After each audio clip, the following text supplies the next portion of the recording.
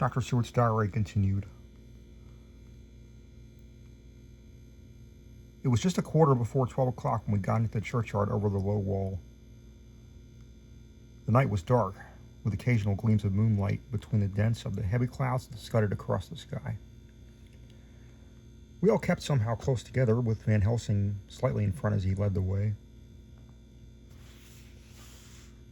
When we had come close to the tomb, I looked well at Arthur, for I feared the proximity to a place laden with so sorrowful a memory would upset him. But he bore himself well. I took it that the very mystery of the proceeding was in some way a counteractant to his grief. The professor unlocked the door and, seeing a natural hesitation among us for various reasons, solved the difficulty by entering first himself. The rest of us followed, and he closed the door.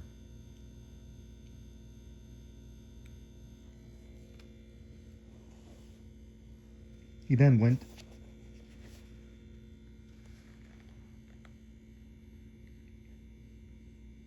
lit a dark lantern and pointed to the coffin. Arthur stepped forward hesitatingly.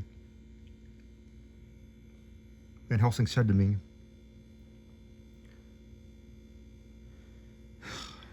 "You were with me here yesterday. Was the body of Miss Lucy in that coffin?" "It was." The professor turned to the rest, saying, "You hear, and yet there is no one who does not believe with me." He took a screwdriver and again took off the lid of the coffin. Arthur looked on, very pale but silent.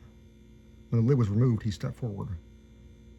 He evidently did not know that there was a leaden coffin, or at any rate had not thought of it. When he saw the rent in the lid, the blood rushed to his face for an instant, but as quickly fell away again, so that he remained of a ghastly whiteness. He was still silent. Van Helsing forced back the leaden flange.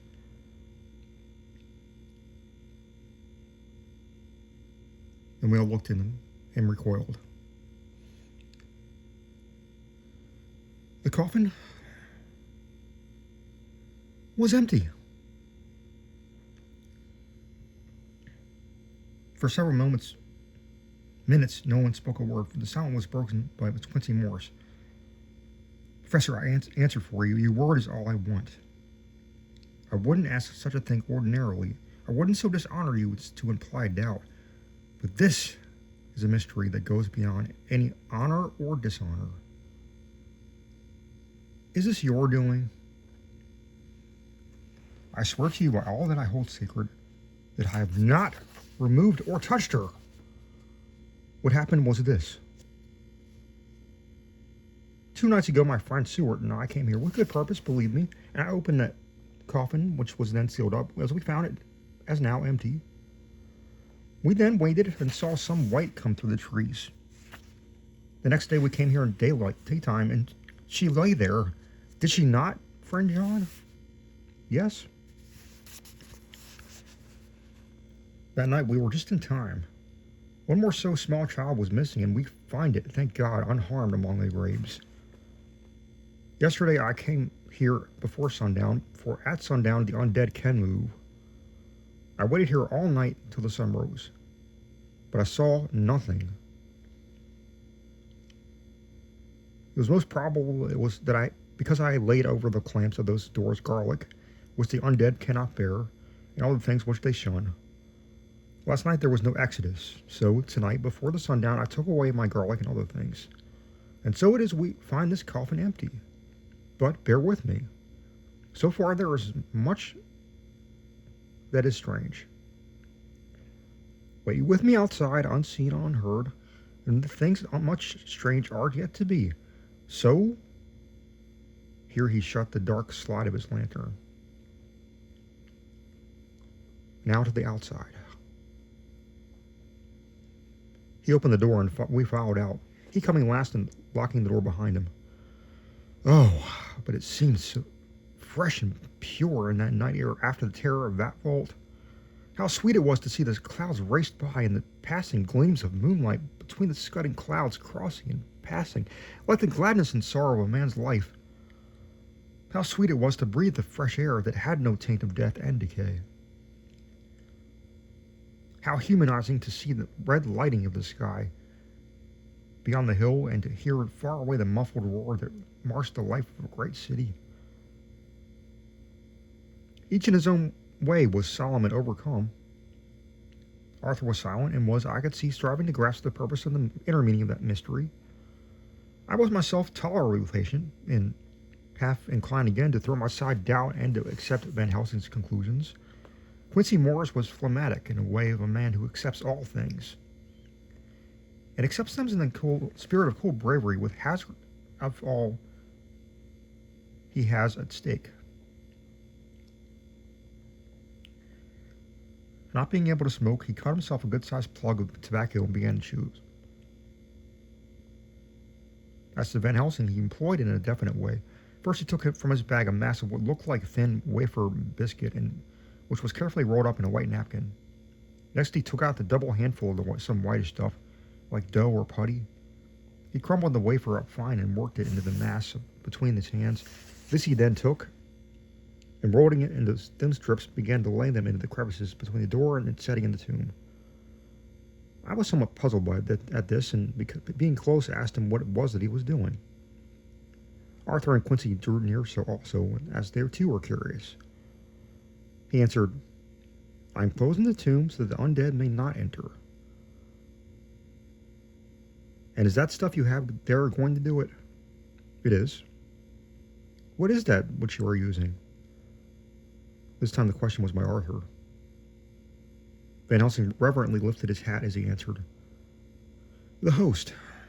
I brought it from Amsterdam. I have an indulgence."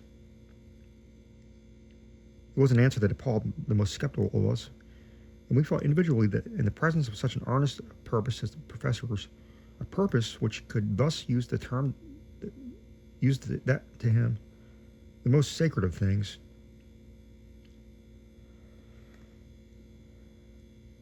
it was impossible to distrust. In respectful silence, we took places assigned to us around the tomb, but hidden from the sight of anyone approaching. I pitied the others, especially Arthur. I had myself been apprenticed by my former visits to this watching horror, and yet I, who had up to an hour ago repudiated the proofs, felt my heart sing within me.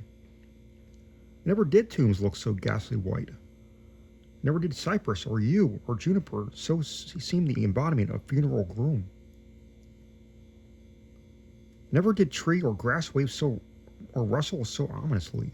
Never did bow creak so mysteriously. And never did the faraway howling of dogs send such a woeful presage through the night. There was a long spell of silence, a big aching void, and then from the professor a keen "Sss." He pointed, and far down the avenue of yews, we saw a white figure advance, a dim white figure, which held something dark in its breast. The figure stopped, and in a moment, a ray of moonlight fell upon the masses of driving clouds and showed in startling prominence a dark-haired woman, dressed in the cerements of the grave. We could not see the face, for it was bent down over what we saw to be a fair-haired child. There was a pause and a sharp little cry, such as a child gives in sleep, or as a dog as it lies before the fire and dreams. We were starting forward, but the professor's warning hand, seen by us as he stood behind a yew tree, kept us back. And then as we looked, the white figure moved forwards again. It was now near enough for us to see clearly, and the moonlight still held. My own heart grew cold as ice, and I could hear the gasp of Arthur as we recognized the features of Lucy Westenra. Lucy Westenra, yet how changed. The sweetness was turned to adamantine, heartless cruelty, and the purity to voluptuous wantonness. Van Helsing stepped out, and obedient to his gesture, we all advanced too. The four of us ranged in a line before the door of the tomb. Van Helsing raised his lantern and drew the slide. By the concentrated light that fell on Lucy's face, we could see that the lips were crimson with fresh blood. The stream had trickled down over her chin and stained the purity of her long death robe. We shuddered with horror. I could see by the tremulous light that even Van Helsing's iron nerve had failed. Arthur was next to me, and if I had not seized his arm and held him up, he would have fallen. And Lucy, I call the thing that was before us Lucy because it bore her shape, saw us. She drew back with an angry snarl, such as a cat gives when taken unawares. Then her eyes ranged over us. Lucy's eyes in form and color, but Lucy's eyes unclean and full of hellfire, instead of the pure, gentle orbs we knew. At that moment, the remnant of my love passed into hate and loathing. Had she then been killed, I could have done it with savage delight. As she looked, her eyes blazed with unholy light, and the face became wreathed with a voluptuous smile. Oh, God, how it made me shudder to see it. With a careless motion, she flung to the ground, callous as a devil, the child that she now up to now clutched strenuously to her breast, growling over it as a dog growls over a bone. The child gave a sharp cry and lay there moaning. There was a cold-bloodedness in the act which wrung a groan from Arthur. When she advanced to him with outstretched arms and a wanton smile, he fell back and hid his face in his hands. She still advanced, however, with a languorous, voluptuous grace, and said, "Come to me, Arthur. Leave these others and come to me. My arms are hungry for you. Come and we can rest together. Come, my husband, come." There was something diabolically sweet in her tones, something of the tinkling of glass when struck, which rang through the brains even of us who heard the words addressed to another. As for Arthur, he seemed under a spell. Moving his hands from his face, he opened wide his arms. She was leaping for them when Van Helsing sprang forward and held between them his little golden crucifix. She recoiled from it, and with a suddenly distorted face full of rage, dashed past him as if to enter the tomb. When within the foot of the door, however, she stopped, and as if arrested by some irresistible force, she turned, and her face was shown in the clear burst of moonlight by the lamp, which had now no quiver from Van Helsing's nerves. Never did I see such baffled malice on a face, and never, I trust, shall such ever be seen again by mortal eyes. The beautiful color became livid. The eyes seemed to throw out sparks of hellfire. The brows were wrinkled as though folds of flesh were the coils of Medusa's snakes. And the lovely blood-stained mouth grew to an open square, as if in the passion masks of the Greek and Japanese. If ever a face meant death, if looks could kill, we saw it at that moment. And so, for a full half a minute, which seemed an eternity, she remained between the lifted crucifix and the sacred closing of her means of entry. Van Helsing broke the silence by asking Arthur, "Answer me, O my friend. Am I to proceed in my work?" Arthur threw himself on his knees and hid his face in his hands as he answered, "Do as you will, friend. Do as you will. There can be no horror like this ever any more." Then he groaned in spirit. Quincy and I simultaneously moved toward him, and then took his arms. We could hear the click of the closing lantern as Van Helsing held it down. Coming close to the tomb, he began to remove it from the chinks and some of the sacred emblem which he had placed there.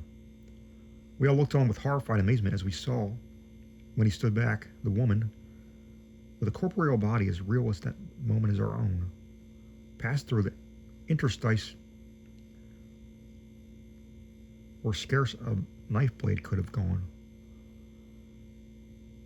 We all felt a glad sense of relief when we saw the professor calmly restoring the strings of putty to the edges of the door.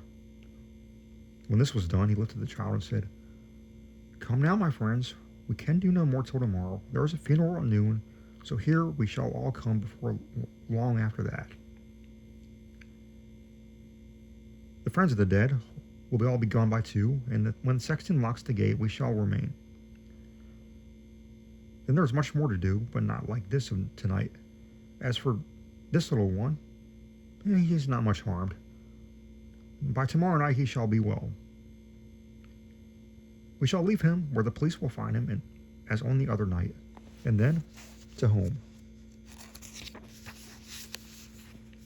Coming close to Arthur, he said, "My friend Arthur, you have had a sore trial, but when you look back, you will see how it was necessary. You are now in the bitter waters, my child. By this time tomorrow you will, please God, have passed them, and have drunk of the sweet waters. So do not mourn over much. Till then, I shall not ask you to forgive me."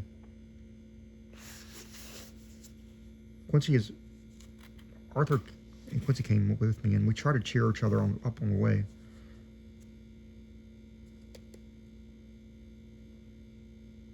When we left behind the child in safety, we were tired. So we all slept with more or less reality of sleep.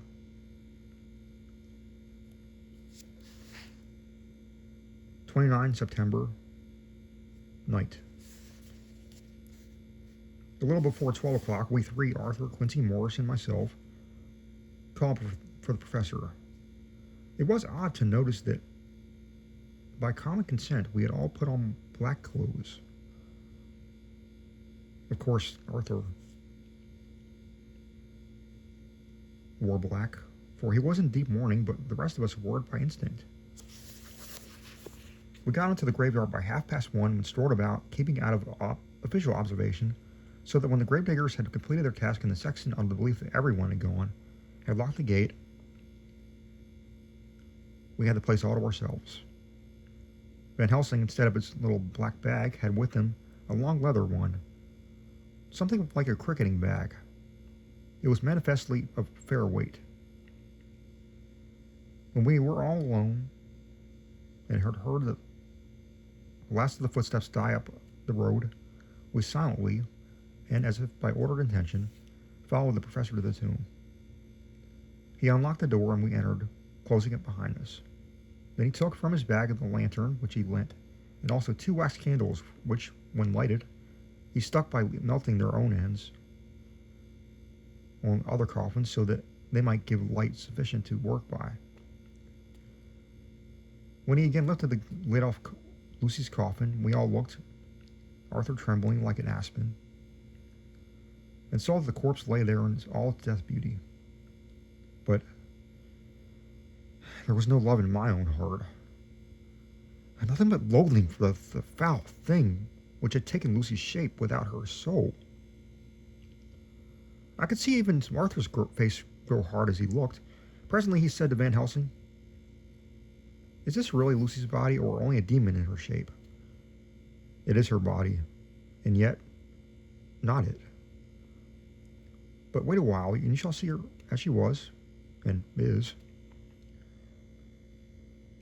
She seemed like a nightmare of Lucy as she lay there. The pointed teeth, the blood-stained, the voluptuous mouth, which made one shudder to see.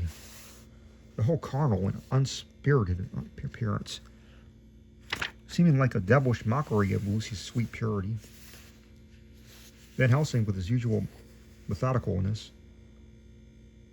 began taking the various contents from his bag and placing them ready for use. First he took out a soldering iron and some plumbing solder, and then small oil lamp, which gave out, when lit in a corner of the tomb, gas which burned at fierce heat with a blue flame. Then his operating knives, which he placed to hand, and then last a round wooden stake, some 2.5 or 3 inches thick and about 3 feet long. One end of it was hardened by charring in the fire and was sharpened to a fine point. With this stake came a heavy hammer, such as in households is used in the coal cellar for breaking the lumps. To me, a doctor's preparations for work of any kind were stimulating and are bracing, but the effect of these things on both Arthur and Quincy was to cause them a sort of consternation. They both, however, kept their courage and remained silent and quiet. When all was ready, Van Helsing said, "Before we do anything, let me tell you this. It is out of the lore and experience of the ancients, and out of all of those who have studied the powers of the undead. When they become such, there comes with the change a curse of immortality. They cannot die, but go on age after age, adding new victims and multiplying the evils of the world. For all that die for the preying of the undead become themselves undead and prey on their kind. And so the circle goes on ever widening, like the ripples from a stone thrown into water. Friend Arthur, if you had met that kiss which you know of before Lucy died, or again last night when you opened your arms to her, you would in time when you had died have become Nosferatu, as they call it in Eastern Europe, and would for all time make more of those undeads that so have filled us with horror. The career of this so unhappy dear lady is just begun."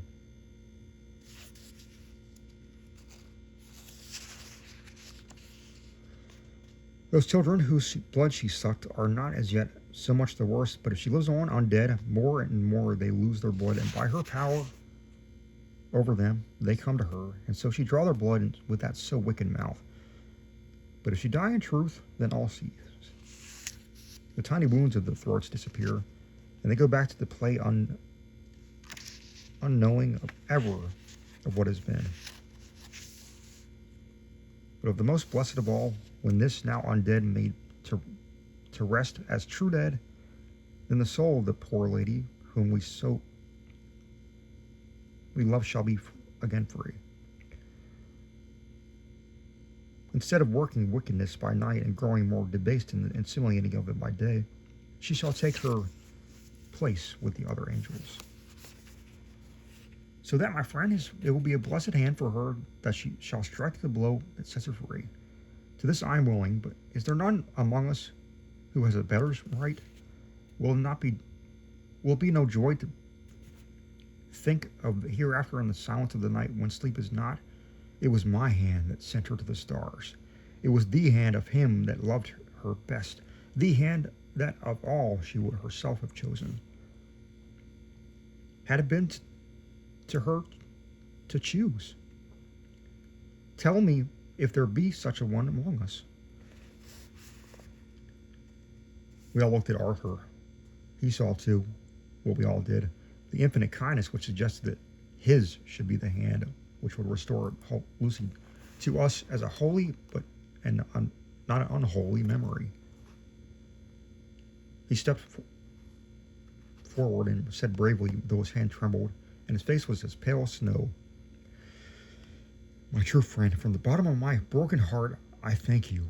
Tell me what I am to do, and I shall not falter." Van Helsing laid a hand on her shoulder and said, "Brave lad, a moment's courage, and it is done. This stake must be driven through her heart. It will be a fearful ordeal. Be not deceived in that, but it will be only a short time, and you will then rejoice more than your pain was great. From this grim tomb you will emerge as though you tread on air, but you must not falter when once you have begun. Only think that we, your true friends, are around you, and we pray for you all the time." "Go on," said Arthur hoarsely. "Tell me what I am to do." "Take this stake in your left hand, ready to place the point over the heart, and the hammer in your right. And when we begin our prayer for the dead, I shall read him. I have here the book, and the others shall follow. Strike in God's name, that so all may be well with the dead that we love, and the undead pass away." Arthur took the stake and hammer, and once his mind was set on action, his hands never trembled nor even quivered. Van Helsing opened his missal and began to read. Then Quincy and I followed as well as we could. Arthur placed the point over the heart, and as I looked, I could see its dent in the white flesh. Then he struck with all his might. The thing in the coffin writhed, and a hideous blood-curdling screech came from open red lips. The body shook and quivered and twisted in wild contortions. The sharp white teeth champed together till the lips were cut, and the mouth was smeared with a crimson foam. But Arthur never faltered. He looked like a figure of Thor as his untrembling arm rose and fell, driving deeper and deeper this mercy-bearing stake, whilst the blood from the pierced heart welled and spurted up all around it. His face was set, and his high duty seemed to shine through it. The sight of it gave us courage so that our voices seemed to ring through the little vault. And then the writhing and quivering of the body became less, and the teeth seemed to champ and the face to quiver. Finally, it lay still. The terrible task was over. The hammer fell from Arthur's hand. He reeled and would have fallen had we not caught him. The great drops of sweat sprang from his forehead, and his breath came in broken gasps. It had indeed been an awful strain on him, and had he not been forced to the task by more than human considerations, he could never have gone through with it. For a few minutes we were so taken up with him that we did not look towards the coffin. When we did, however, a murmur of startled surprise ran from one to the other of us. We gazed so eagerly that Arthur rose, for he had been seated on the ground and came and looked too, and then a glad strange light broke over his face and dispelled altogether the gloom of horror that laid upon it. There in the coffin lay no longer the foul thing that we had so dreaded and grown to hate, that the work of her destruction was yielded as a privilege to the one best entitled to it, but Lucy as we had her in life, with her face so of unequaled sweetness and purity.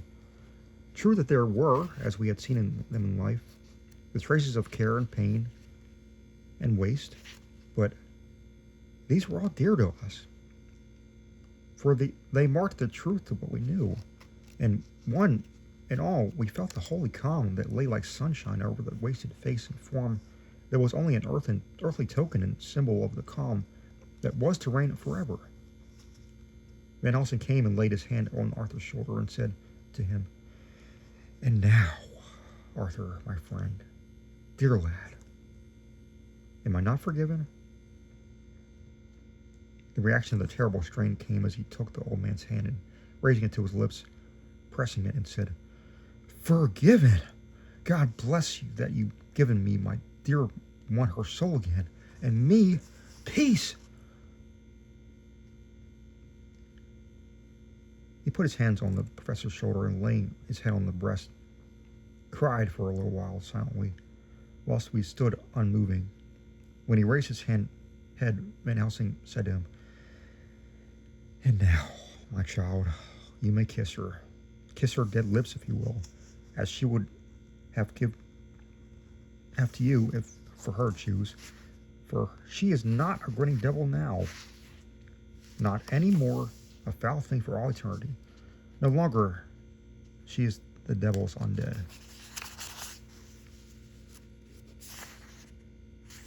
She is God's true dead, whose soul is with him." Arthur bent and kissed her. And then we sent them and Quincy out of the tomb. The professor and I sawed off the top of the stake, leaving the point of it in the body, and we cut off the head and filled the mouth with garlic. We soldered up the leaden coffin, screwed on the coffin lid, and gathered up our belongings, came away. When the professor locked the door, he gave the key to Arthur. Outside the air was sweet, the sun shone, and the birds sang, and it seemed as if all nature were tuned to a different pitch. There was gladness and mirth and peace everywhere, for we were at rest ourselves on one account, and we were glad, though it was with a tempered joy. Before we moved away, Van Helsing said, "Now, my friends, one step of our work is done. One the most harrowing to our souls. But there remains a greater task, to find out the author of all of this and our sorrow, and to stamp him out. I have clues of which we can follow, but it is a long task and a difficult one, and there is danger and pain. Shall you not all help me? We have learned to believe, all of us. Is it not so? And since so, do we not see to our duty? Yes. And do we not promise to go on to the bitter end? Each in turn, we took his hand and promise was made.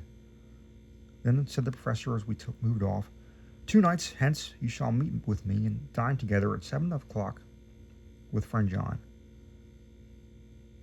I shall entreat 2 others, 2 that you know not as yet, and I shall be ready to all our work show and our plans unfold. Friend John, you come with me home, for I have much to consult you about, and you can help me. Tonight I leave for Amsterdam, but shall return tomorrow night, and then begins our great quest. But first I shall have much to say, so that you may know what to do and what to dread. Then our promise shall be made to each other anew, for there is a terrible task before us. And once our feet are on the plowshare, we must not draw back.